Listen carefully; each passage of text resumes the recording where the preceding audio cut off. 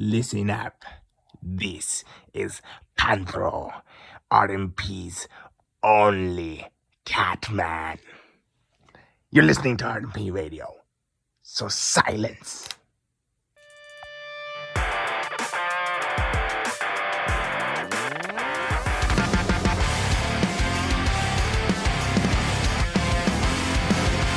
Your generation's out here wishing for good. My generation's on the front lines wishing they would. Give it a rest, don't test. You'll be severed for good. Don't get ahead of me. You'll never survive, and I'm not gonna lose. We've come to bring it our way. There's so much I could say. It's never really gone away. I feel it in my bones. It's like a bright light through it all. I'll never let it go. RMP Radio is back on the air. Hi, I am your host, Mr. Fourth Row, and joining me, I've got a very, very special dude, I guess I could say. I got the one and only Coastal Crusader. Coastal, how you doing? I'm doing great, Mr. Fourth Row. Thank you so much for having me on RMP Radio. Very happy to be here and just happy to talk about all things RMP and the dudes. Yeah. So, first question out of the chute that I got for you. How did you get introduced, firstly, into this wacky world of professional wrestling? So I have been a lifelong fan. I was a little Hulkamaniac when I was a kid, from about 3 and 4 years old. Me and my dad watched wrestling. That's what we did. We watched WWF Superstars every Saturday. Because I'm old enough to remember when there were no weekly live shows on for wrestling. You had WCW Saturday Night, 6:05 on TBS up here in Maine. It was always 6:05. And, NWA and that, and you had WWF. And I fell into the Hulkamania aspect. I was probably 5. The first live show I ever went to in Portland, Maine. And it was a way, especially when my parents got divorced, it was a way for me and my dad to still spend time together and watch something we love. He's fallen out of wrestling, and I, of course, have taken the ball and ran with it. And I've been a lifelong fan. Oh, big time. Yeah, I'd say, yeah, you ran the ball big time, doing everything that you do. Yeah, so true. The Hulkamaniacs, which a lot of us, I think, around our age probably are the Hulkamaniacs.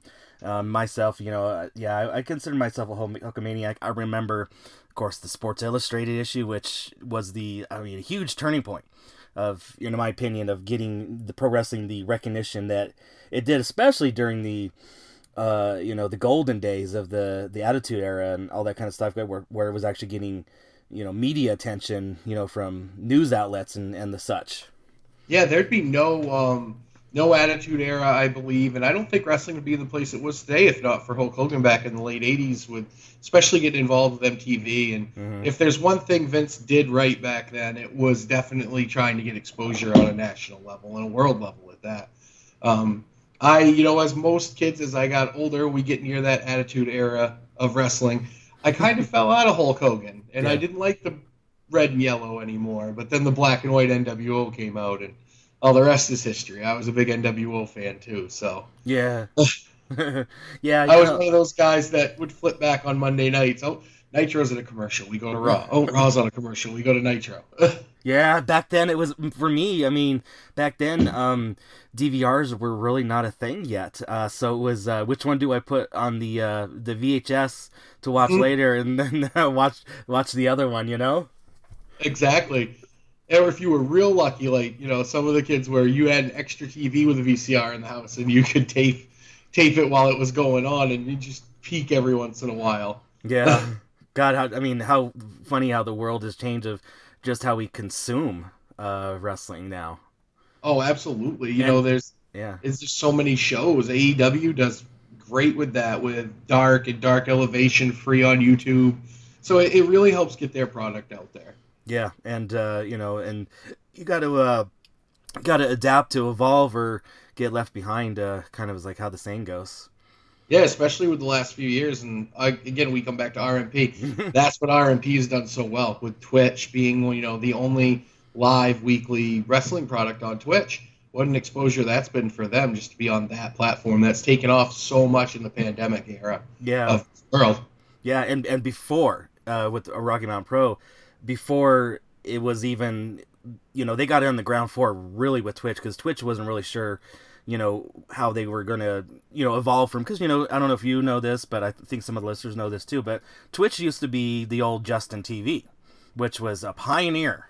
And back in the, when the internets and the interwebs and all that stuff was going, and it, so it's amazing how what everything evolves to, and now what Twitch is, and able to let a lot of creative people put what their visions, what they'd like to do, and connect, and, put it out there for people to consume. Yeah, absolutely. And, I was kind of in that too. I was one of those kids that technology and just weird stuff always interests me. And wrestling's not weird. I mean, it is to the general public, especially back then, but not for guys like us. It's just, it's something like Broadway or going to the movies or the NFL. It's just something you watch. And, I always watched G4 when I was a kid, and that came back recently. And It's just the nostalgia of everything. Now, the people our age are starting to get into their midlife and things like that, and the things we love are coming back because we finally get to enjoy them. And wrestling is one of those things, and it's adapted so well with Twitch and the networks and the streaming services, and I feel bad for NWA sometimes because they're stuck on the Fight Network and they're a paywall, and it's not getting that product out there. Yeah. But they, it's tough because, they have to make a decision what they think is going to work the best for us. For them. Everybody, all the companies do, and it's tough to figure out what that is. I always like to also dissect a lot of things my interviewers do, and you mentioned Tech TV. Now, do you remember Tech TV? You said G4 TV. I remember Tech TV, though, as well, in early 2000. Yeah, the precursor. But what about precursor to Tech TV, ZD TV? I don't remember that one, no. Okay, because that's where, Ziff Davis, the, famous Pup magazine publisher, was the, company that actually put that on. And I remember back then, because I worked at Dish Network at the time. And so, they always were looking for more channels to add. And Ziff Davis, of course, then offered ZD TV because they did a lot of the tech magazine publishing. So they're like, hey, let's do a channel, and that was, of course, I believe a co-venture with Paul Allen and a couple other investors, of Microsoft fame. And here we are. Yeah, I can remember, they're always like, oh, how did you know about, video games? Because I'm a video game collector as well. So they're like, how did you know about games back in the day? I'm like, you watched X-Play or you watched Attack of the Show. Yeah. And that's how you got your information. There was no YouTube and things like that. Yeah. Yeah, and funny that we're talking about this now because we really didn't know, but we were talking about kind of being on the other side because you do, of course, the show with the Dudes and Belts, and then you also do a podcast for Candlepin Bowling, and we're talking about how being on the other side. So there's this podcast I listen to, which now you probably know if I kind of specifically say. Before we recorded, we were talking about this, a little behind the scenes for the people. Leo Laporte and Dick DiBartolo used to do a podcast called The Daily Gizwiz. And on Tuesdays, they used to do Turn the Table Tuesdays, where Leo Laporte, who was the main host of the show, would actually be the guest for that particular day of the week, and then he would actually show off the gadget that he was kind of interested instead of Dick DiBartolo doing it. So, and I don't know if you know about that, but just kind of a funny thing that we just kind of been talking about now, Tech TV and everything like that. And of course, Leo Laporte was on Tech TV with Call for Help. And of course, the Screensavers, which then evolved to Tackle the Show, and big circular, weird, convoluted mess sometimes television is too. Absolutely, especially with all the reboots and everything. Yeah. One thing we don't really have to worry about with wrestling is you can't really reboot too much. No, not necessarily. No, you can't, because you gotta. Yeah, the only reboots I ever, and I had kind of a problem with this. I don't know about you, but some companies after the pandemic, just because they weren't able to run shows, kind of basically some of them like stripped all their champions. Hey, we're going to start fresh because people can't remember. But on the other side of that, my opinion is, you know what, if you're doing a good job because of what sources you do have with the internet and YouTube and things like that, get people back up to speed. about what was going on. Of course, Rocky Mountain Pro really didn't miss a lot of beats. They had, no attendance shows and things of that nature. And then when fans got back, things like that. So they were able to continue on, but there's some companies that I know of, they just went ahead and just flushed everything and just started over. And I was just like, being a fan of some of these companies, I was just like, I just don't know if I like that or not. Yeah, no, I agree. That's tough. You get invested in a product, and then they just all of a sudden change it completely. Rocky Mountain Pro did great with that. That's about the time me and the dudes and I jumped in.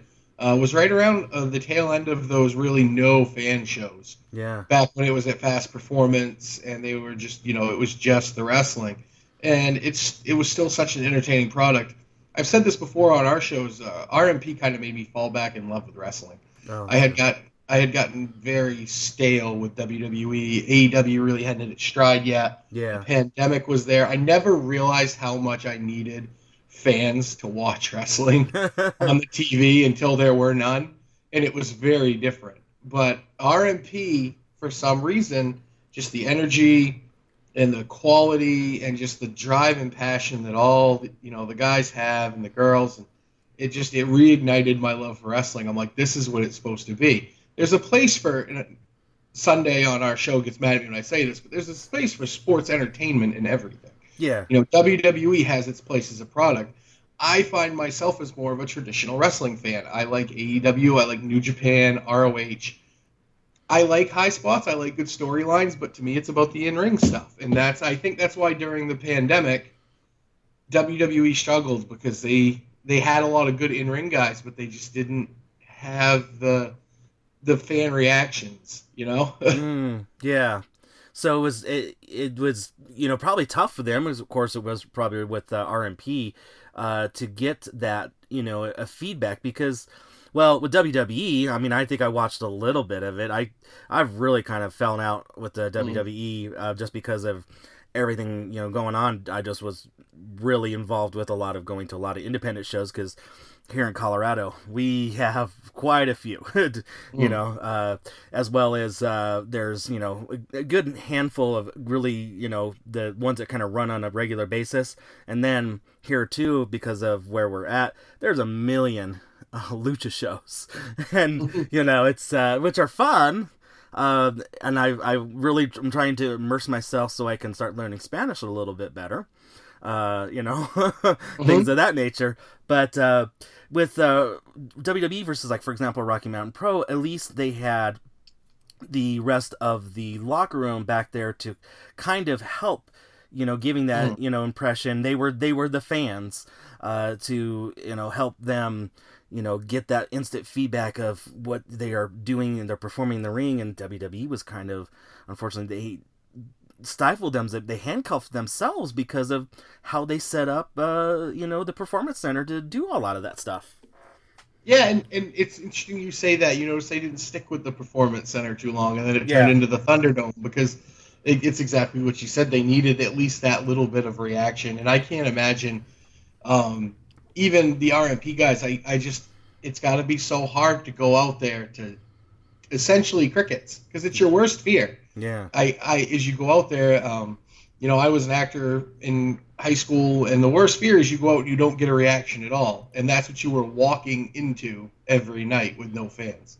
So I give everybody in the industry that went through that time and wrestled extreme amounts of credit, because it was 20 years ago, if this had happened, the whole industry would have folded, because there'd been no way to get out anything. At least with the internet, like we said, and social media and these outlets, wrestling was able to survive through a very hard time in this country's history. Yeah, I mean, the only plausible thing they would have been able to do would be film it in a studio, but then how do you still go on and be creative with that for months and years on end?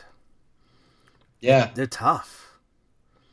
Because at least back in the for example, the NWA is kind of doing with the studio stuff. At least you got fans, you got something going on, that instant feedback, because like they say, and we're not pulling. I don't think we're pulling the curtain behind and revealing any secrets, but they do say no reaction is the worst thing that wrestlers can get when they're performing. Yeah, you don't. I mean, you hear interviews. Triple H actually had a very famous interview when he was coming back from his quad injury, and he said, "I was so terrified I'd go out there and no one would care." Yeah. And I just can't believe, especially for guys that really feed off that crowd energy, like Owen Easton and Atiba, and those guys, just to have nothing there has got to take a little bit out of you mentally. Yeah. As much as you try not to let it bother you, it's got to be so good, and I'm so happy that there's big live crowds again. I was so happy at Milestone last year when we got to come out and Beer Stop was packed, and this year it's going to be crazy again in the Wimmer. Oh yeah, it's gonna be. This is gonna be very exciting and scary. All in one to see this huge event, our anniversary show at our building, our home. Everybody's. Trust me. I'll tell you, Coastal, as well as the listeners. There's a lot going on that I am seeing that, of course, I'm not gonna do any spoilers on, but it's just it's gonna be a lot of crazy stuff, because when wrestlers get to talking and feeding off each other and giving feedback and thoughts on, it's amazing, some of the stuff and crazy, and sometimes it's half joking, but it's like, you know what, I think we can do that. Exactly. It's one of those things where it's the biggest show of the year.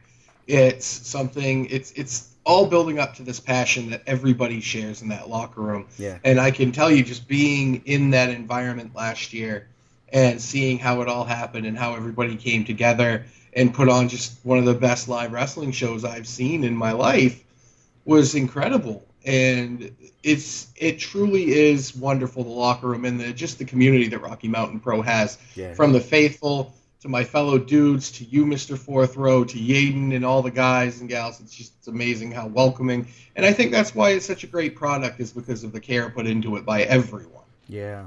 So going back, taking a little steps back Mm-hmm. that you mentioned, how the hell did you guys find Rocky Mountain Pro? And like you said, especially during the pandemic, and when you actually tuned in and saw it was a no fan show, how did it still hook you? So, I'm going to try and piece this together. It's been a crazy 2 years. I started doing the Ripping the Rack podcast, which is a bowling podcast my friend Tim Matero and I do. And we're still going to this day. It's bi-weekly now instead of weekly. But one of the listeners to that was a friend of the dudes. And we'd all known each other over the years. We all candlepin bowl together. They're all from Mass, I'm from Maine, but it's a very small community. It's really just New England and the maritime provinces of Canada. Mm-hmm. So you get to know everybody pretty well. And we bowl at an elite level. We bowl in the World Championships every year. In fact, Sunday, myself and Marky are on the same team every November. Johnny has a world title from a couple of years ago that he won with his team. Triple I bowls with those guys on Friday. So this is just what we did when we got together for a tournament. We'd find each other and we'd just talk about wrestling. So while I was doing that show, unbeknownst to me, the Masshole and Johnny Death Drop had started the Dudes and Belts Wrestling Chatcast.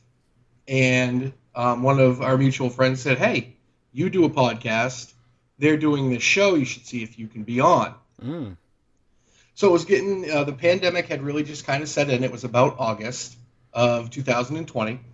And I got on the show and we did a top 10 and it went great. And I'm like, hey, this is something I'd like to do if you guys will have me.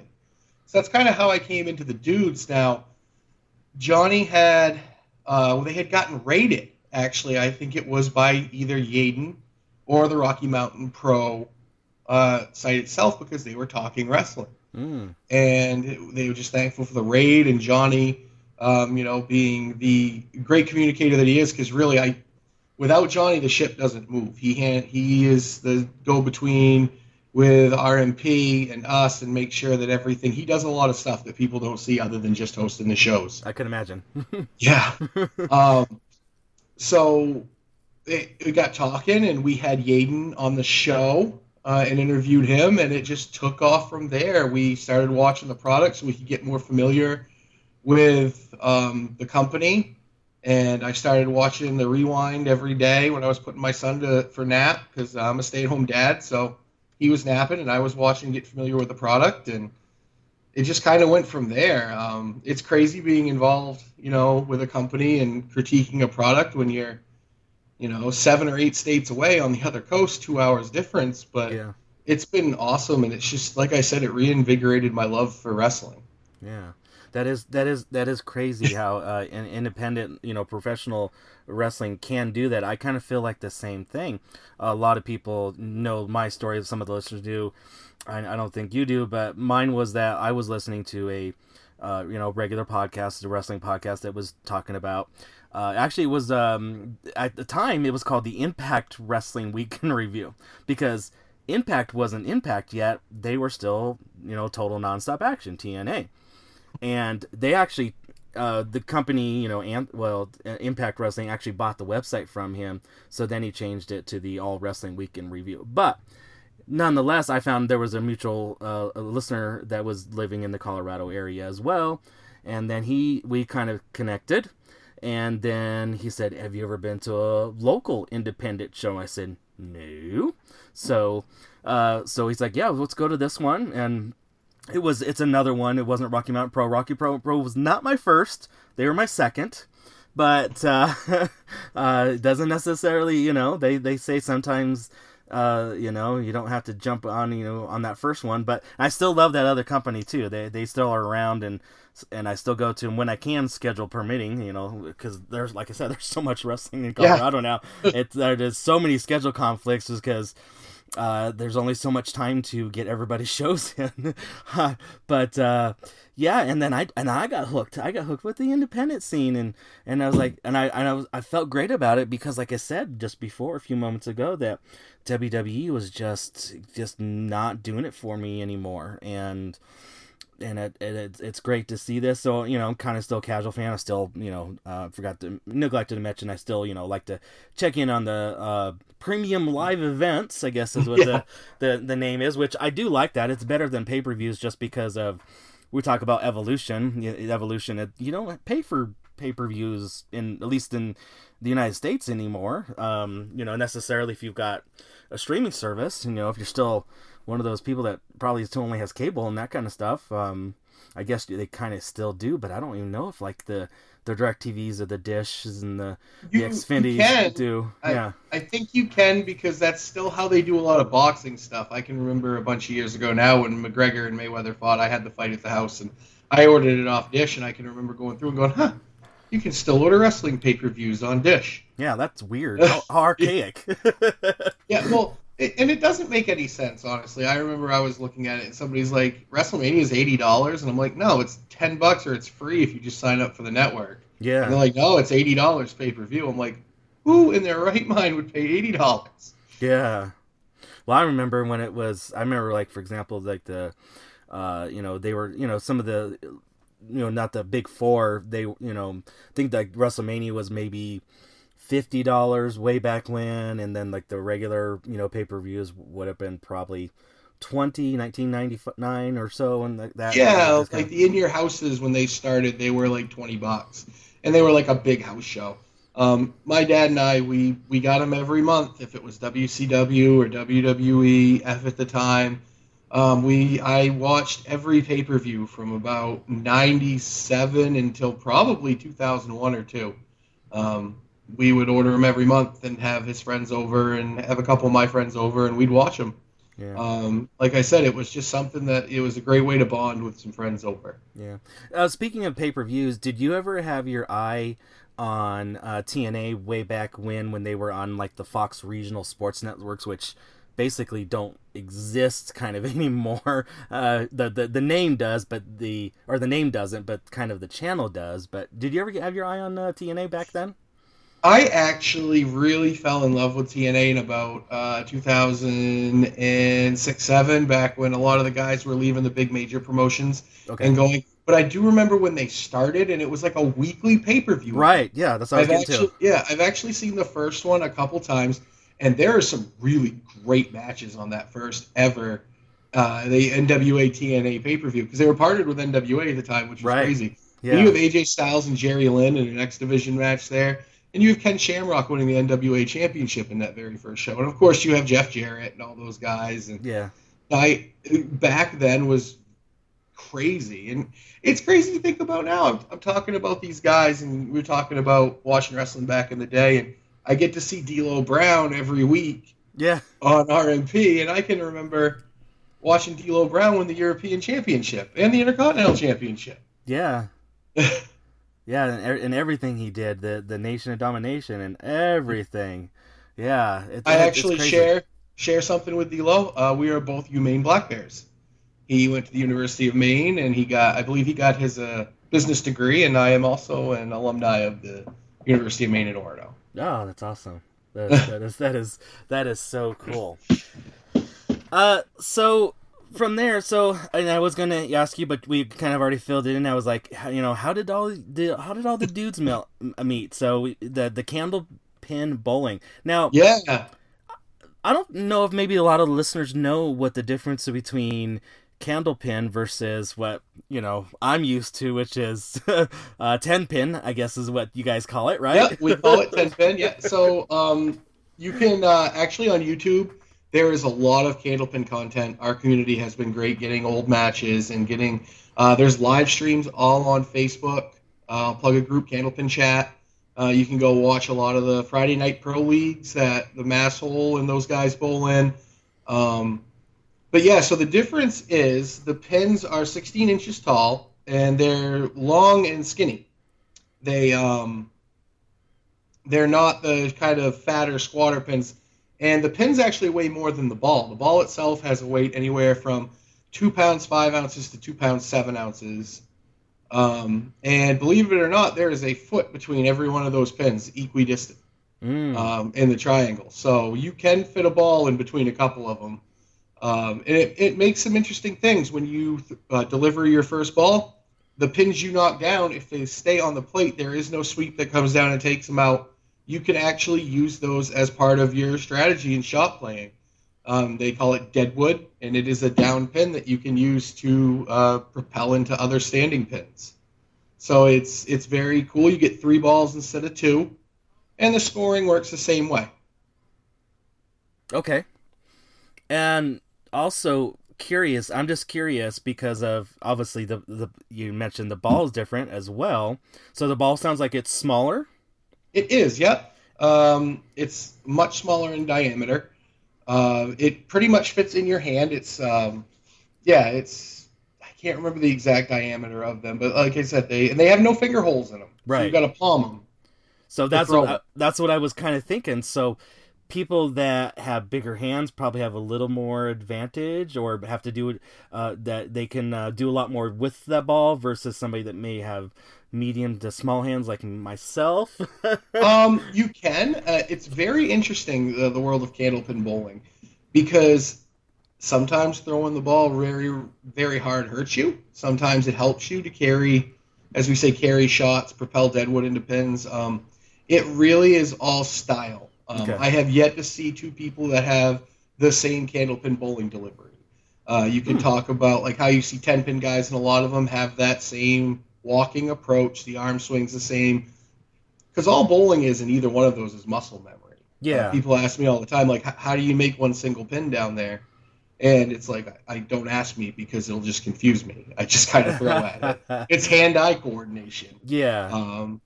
Kind of like shuffleboard and things like that. But there's a lot of skill involved, I will say that. And I am lucky to be surrounded. The dudes themselves, we're all very good competitive bowlers. And the fact that we're all friends and we get to talk about 2 things we love is amazing. Oh, that is very cool. Yeah. I haven't shared this with pretty much a lot of people, but I got involved in regular 10-pin bowling leagues, and I got a friend of mine that I did a lot of stuff with. We got into a league that at the end of the league you got a ball. It was part of your dues, which was cool, and then I paid a little extra to get an upgraded ball, and I actually bowl. Even though I'm right-handed, I feel like I bowl like a left-handed person because my footwork is all messed up than a normal bowler. I don't finish like I really should. I finish backwards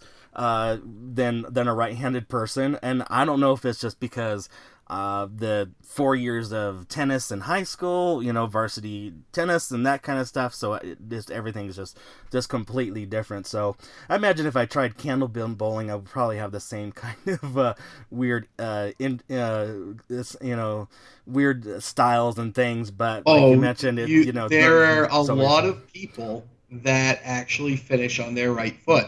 If you're a right-handed bowler, traditionally you slide on your left foot, you finish. Right.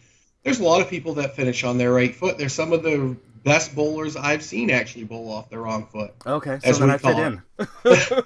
It's just however you're comfortable. If I tried to do that, number one, I would throw it directly off my ankle and end up in the hospital. Yeah. Do you guys what do you guys have a team name? Our team name in November is Team USA Local 7. We're sponsored by the Local 7 Union of Iron Workers down in Massachusetts. And their Friday night team is actually Marky's business that he owns, Riverwalk Lanes, in Amesbury, Massachusetts. And then we try to bowl together as much as we can, me being in Maine, the way gas prices are now, and the 3.5 hours I have to drive to see those guys. Yeah.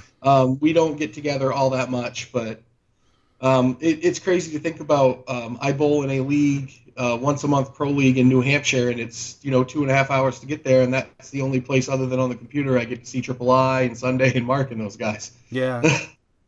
Yeah, you can imagine, because you literally live on the coast, right? I do. I live probably about 1.5 miles away from the ocean in a town on the coast of Maine, and I've lived here my entire life. And the first thing I noticed when I went to Orono, which is in the middle of the state, really, is I couldn't smell the water, and it bothered me when I was in college. I love being on the ocean, and the lighthouse thing I use it as a grading system, but it's something I've grown up with my whole life. Yeah. I am an hour from any interstate, and I'm 2 hours from my closest big airport that I can fly out of. Oh wow. Yeah, and that's exact opposite of me. Where I live in, I don't live in Denver proper, but close enough. I literally like just a few little bit. But for us, my entire life I've been here, and the mountains are always on the west of me, and I just have that sixth sense. I always know where they're at, just by it and everything like that. And then my nearest interstate to me, I can get to like probably about 4 or 5 of them within 5 to 7 minutes, just because of where I live. It's a big intersection where a lot of them go. So yeah, very curious. Total opposite of kind of your situation there. Yeah, Marky is the closest dude to me, and he is about 3 hours away. Wow, that's crazy. So kind of maybe swinging this a little bit back to Rocky Mountain Pro, when you guys started watching it during the pandemic, what is it that you see maybe kind of where Rocky Mountain Pro has evolved from there, and then possibly you said you watched some of the rewinds. What have you seen and that you've enjoyed just seeing the evolution, especially over these last 2.5 years? Oh man, from what I've noticed is the production value. We say it on the show, but we can't do it justice. Chris and the guys that do the production, you look at those post credits; those guys are all stars. The vignettes, the camera work, the overlays, everything they do to edit Charged is amazing. And for them to put on the quality of a live show they do every Tuesday on Ignition is even more incredible. Live TV is insane. Yeah. And I can't imagine how many working parts there are, but it's a seamless machine. That's what they do. And that's one thing I've noticed. One of two things I've noticed is the production quality. It makes it look like it is a top tier wrestling show, but it makes it look like something you would see on, let's just say, lack of a better term, a cable network. Yeah. It's flashy, it grabs your attention, and it's just very well put together. You put on top of that the second thing I've noticed, which is just the storytelling in and out of the ring and the talent. There are some of the best wrestlers that I have seen in a long time with the passion that I don't see from the big companies working at RMP right now. Guys like I said, Owen Easton and David Drake are two young guys. Oh my God, the world is going to be on fire for them. And then you get guys like Damon Ace and it was just, I mean, I'm a Damon Ace guy, you can say. I know he's had his differences with my friends, poor Marky, and Johnny, but I was a Wake guy. I've always kind of been those, I've liked those groups. Like I said, I was an NWO guy, and I just loved the way they kind of, and I'm an old school Four Horsemen guy. I think the Four Horsemen were better as heels with J.J. Dillon and walking around in suits and everything. That's just kind of what grabbed me, was the ability to find something that I like in everything I watch in Rocky Mountain, be it the wrestling, be it the storytelling, be it the production value. There's always something there you can look at and go, that's top notch. Yeah.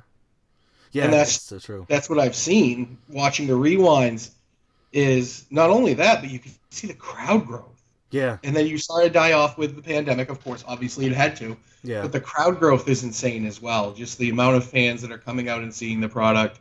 And they're getting their money's worth every time they come out.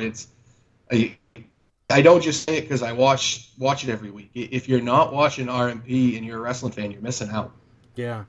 What's the oldest like rewind episode that you can think top of mind right now that you've seen?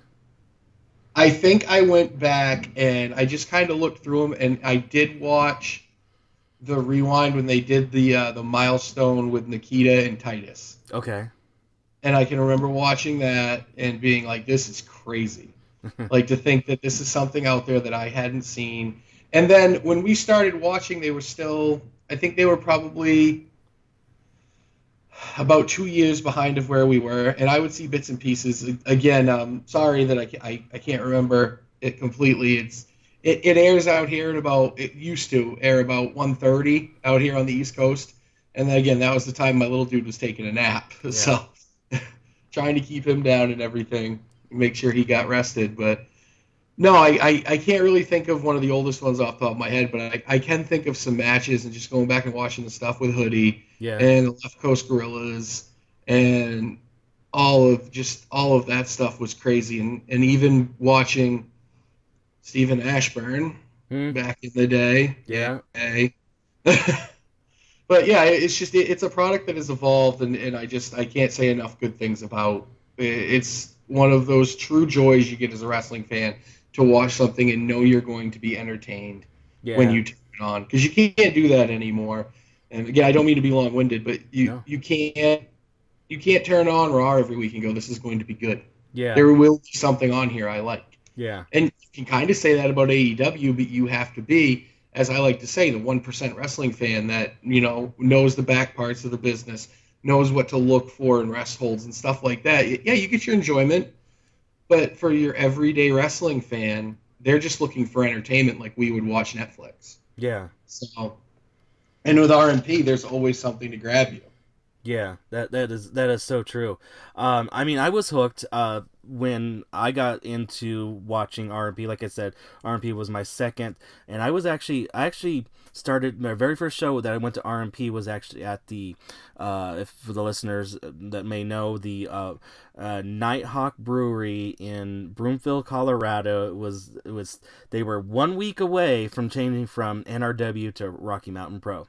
So I got to watch one house show at the brewery, which was crazy. Speaking of the Left Coast Gorillas, because it was a brewery, they had the barrel, the kegs there, and they decided that they needed to use the kegs against their, opponents and things like that.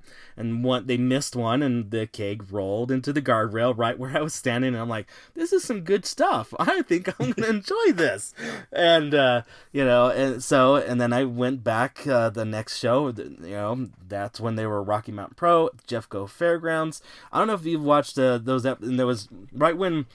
Don't know if you know much of the history about Rocky Mountain Pro, but that was right too when Rocky Mountain Pro was going to get actually on television, broadcast television per se, with the Hunt channel. But they filmed all the episodes at the Quarry, and there was the episodes when Yaden and Hoodie were getting into it, and they had that 5 falls match where at the end of the episode, Hoodie lit the table on fire with lighting fluid in one of the outbuildings there at the fairgrounds, and put Yaden through it. Did you see these episodes? I did not, but I am going to go back and watch them now for sure. Yeah, it was. I mean, it was a crazy because they You battled had all me over at that. Flaming Table. That's the conclusion. Oh, spoiler alert! I mean, that was just a crazy match, and this was when, Hoodie and Yaden were battling each other, and it culminated, down the road where battling for the company, of course, which has happened a few times back, in Rocky Mountain Pro NRW's history, but. That was when I started getting involved at the Jeffco Fairgrounds, and those were always good shows.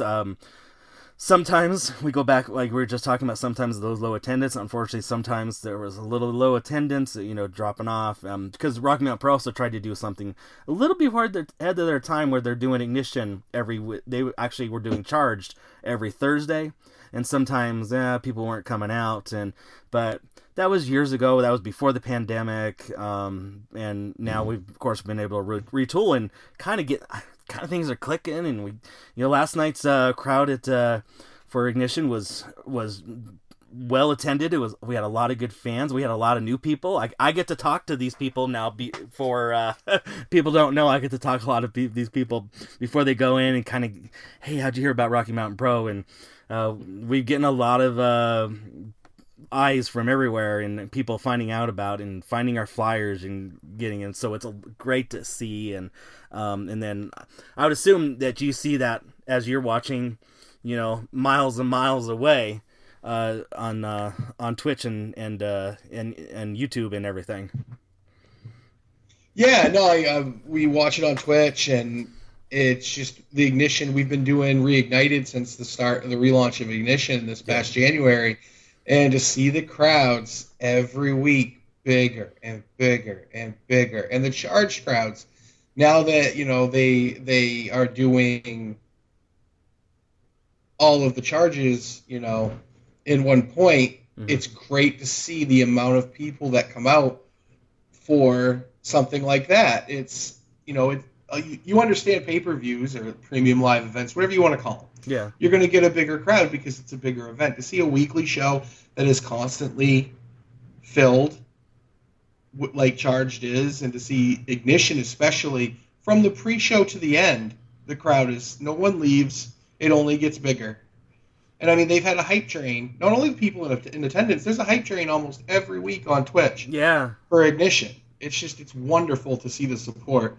They're the faithful show, and they are the best fans in wrestling.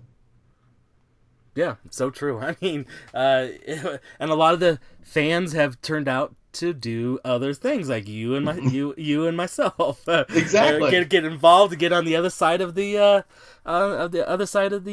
proverbial ropes or TV screen. Or as I found out last year, go out to Colorado and wind up in a wrestling ring, get thrown out by a clown and a monster. Yeah. I don't know how you did that. I have, and I know Mr. Happy knows this, but I do have a small phobia of clowns. That's probably one of my phobias, and then water, oceans, lakes, things of that nature. But man, you and I have more in common than you understand, Mr. Fourth Row. I can't swim, and I don't like clowns. Yeah. So yeah, it is kind of weird when I all the duties that I do, that when I have to do some stuff for the Three Ring Circus.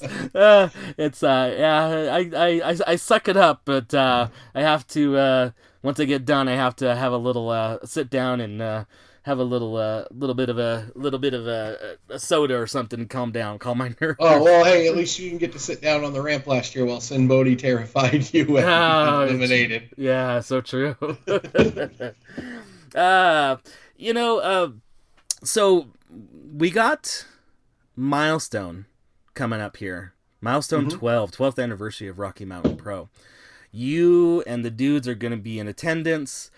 That right there says something, that you guys are making the trip all the way from the East Coast all the way to the midsection of the of the nation, a little bit more than halfway realistically, to actually attend. That says something, that a local independent professional wrestling company can get fans to actually come to their shows. And we got other people coming from other areas. We got people coming from New Mexico. We got people coming from Washington. I think we got people coming from Canada this year to Milestone 12. How do you feel about that? I mean, you're doing it, but how do you feel about those other people that are actually coming from all over the place? WrestleMania gets this, but it's kind of unheard of a local independent pro company doing this. Well, it just goes with the whole vibe of RMP, and they call them the faithful for a reason. Yeah. We are the RMP faithful because we're faithful to them, because we're rewarded with that faithfulness with a great product every week. And the thing about Rocky Mountain is you get to know the performers and the athletes on a more personal level because of Twitch and the streaming. Yaden streams Team Joe with Echo and President Danger Dean and Owen and Johnny, and then you have, you get to watch Sledge and Marty on Twitch and on Twitter, and they're just meeting them. And I see people last year when they went to Milestone, and after the show, before the show, they're out there, they're talking with the faithful, they're introducing themselves to fans, they're taking pictures, they're talking to kids. Like, I think one of the greatest things I see is every Tuesday night when, after the show, they bring the kids in the ring and let them be in the ring. Yeah. I know for me, when I was that young, that would have been a dream come true for me. It was a dream come true for me last year to step into a wrestling ring. Yeah. That's why people come. That's why I come, because you feel almost like family when you meet these guys. They make you feel so welcome. They thank you for watching the product and liking the product. It's easy to do when it's that good. I go out there and support this company because, number one, everyone has been nothing but good to the dudes and myself. They've all been just so welcoming. None of them treated us like we were outsiders. We were just podcast guys last year. Yeah. When we went out there, none of them treated us like outsiders. They're so welcoming, and it's just the way they run the brand and what that brand means to the faithful. It's more of, it's not just a promotion. It's like, yeah, I'm going to see what I love when I go out there. Yeah, so true. What are you excited about this year for Milestone 12? I'm excited to see the Colorado Cup again. Royal Rumble is my favorite WWE Premium Live event, so any Battle Royal like that, I love seeing. Yeah. But I think the match that I'm most excited for is Balaam and Damon, with everything that has happened over the last few months. Excuse me. Had to cough there. Everything that's happened over the last few months, and now they're both stripped of their titles. It's going to be absolute war, and it's something that's going to have me on the edge of my seat. And how intense was that? They both were on your show this past Sunday. How intense? What were you thinking when that was going on? I told the guys after we got done, they're like, wow, that was great. I'm like, we didn't even need to be there. Yeah. Like, we were just there to hold places. Like, they got out everything they wanted, not everything they wanted to talk about, but I'm sure they hit the points they wanted to make sure each other knew. I don't know how you can feel tension through a computer screen, but you could feel it. It's a different vibe, and that's another thing that just makes the product so good, is the passion that the guys have for it, the passion that the wrestlers have, and how they want to go out and they genuinely want to be the best. And it's just so refreshing to watch people that love doing what they do. And Damon loves to hurt people, and Balaam loves to fight and prove people wrong. And those two meeting is going to be incredible. Yeah, it's going to be crazy. They've had in the recent past, they had that First Blood match. Now they got another. This intensity, I think, is even beyond that. So it's going to be interesting to see. And I'm like the emoticon with the gritted teeth on. I feel like that's what I'm going to be when I'm watching this, and Yaden versus Cole too. When I'm watching this too.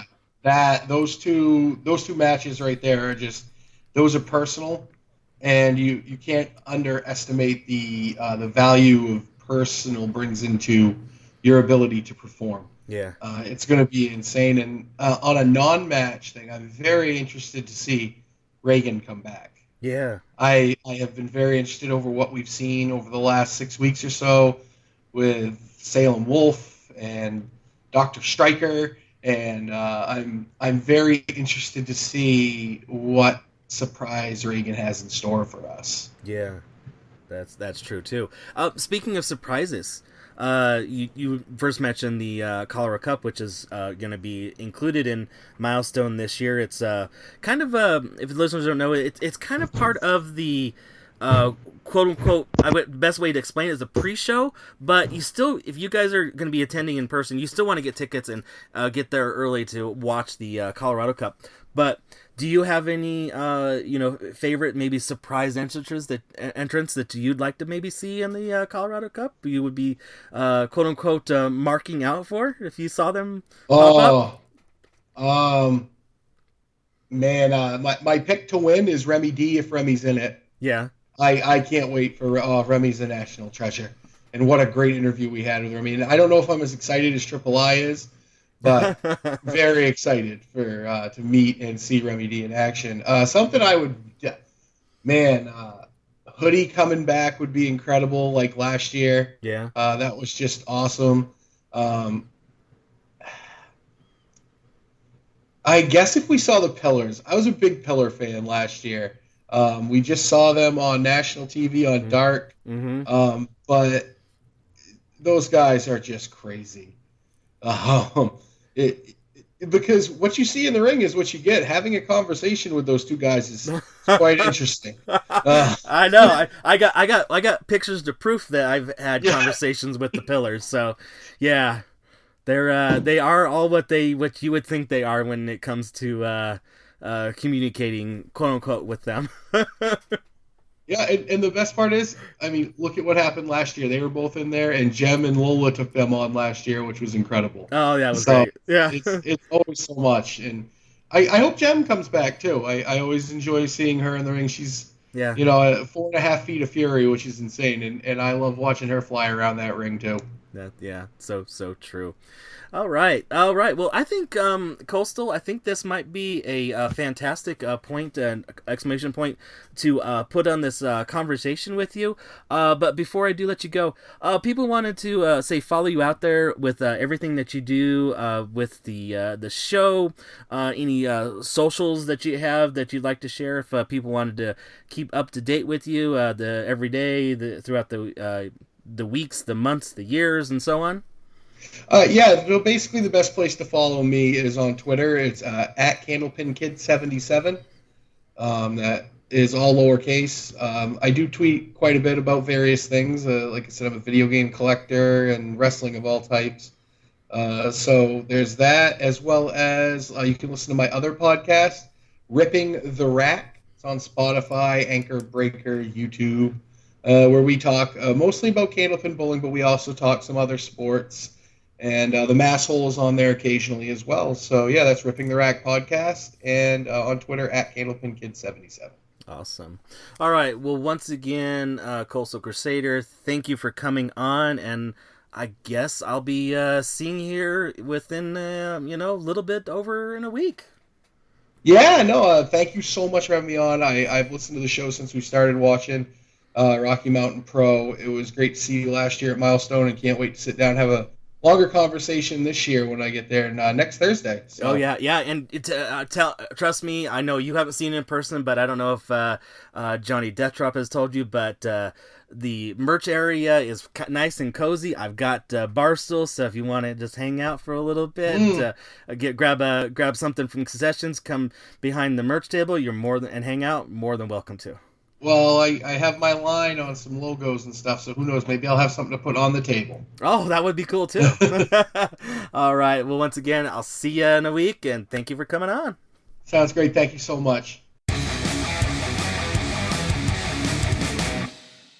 Once again, a big, huge thank you to Coastal Crusader for coming on to this edition of RMP Radio, introducing himself to the listeners of this show. Of course, a lot of you do know him from the Dudes and Belts Chatcast on Sundays, the Reignited show on Tuesdays, and on Thursdays, the Recharge show on twitch.tv/JohnnyDeathdrop. Follow him out there on the social media as well. He got that to you there. Now, before we get out of here, if you want to get some merchandise of your favorite Rocky Mountain Pro superstars, your podcasters want to help support this particular show, this particular podcast, RMP Radio, head over to rmpwrestling.com, click on that merch link, or if you're in the amazon.com or the Amazon app, search for Rocky Mountain Pro. I still have shirts on hand for Rocky Mountain Pro Radio, RMP Radio, so hit up the merch table. Speaking of that as well, hit up that merch table, find those in-person exclusives that you can only get there for right now.